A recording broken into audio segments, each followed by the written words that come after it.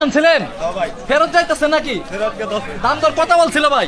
1,70,000 টাকা দাম দর পেয়েছিলেন না? চা দাম কত ছিল এটার? 2.5 লক্ষ টাকা। এই যে দর্শক আরেকটি করে কিন্তু ফেরত যাচ্ছে। ভাই এটা কত চাইছিলেন? হ্যাঁ আর এটা অরিজিনাল একটা দেশাল কিন্তু আসছে। চাচা এটা কত দিন নিলেন? এটা কত দাম করছে? এটা কত দাম করছে? কত? 200। আপনার টার্গেট কেমন ছিল? এটা টার্গেট কেমন ছিল? কত? 40?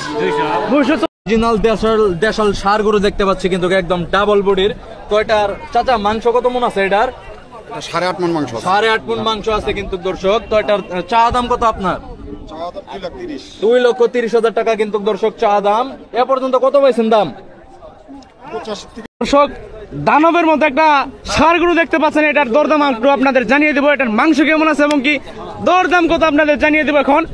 ভাই এটা কত চাইতেছেন ভাই? 320। দাম কত দিছে ভাই? এটা 2,60,000 টাকা কিন্তু দাম দিছে। আজকের বাজারে কিন্তু দানব দেখতে পাচ্ছেন 2,60,000 টাকা দাম দিছে। ভাই টার্গেট কেমন? এটা 270-75 মানে অলরেডি 60 দাম দিছে। 70-75 হলে কিন্তু বিক্রি করে দেয়। এটা মাংস কেমন আছে ভাই?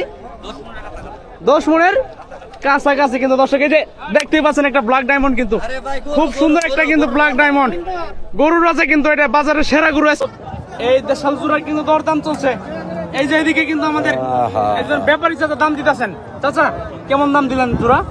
2 নিচে আমি কইছি। 2 এর নিচে। আপনার টার্গেট কেমন?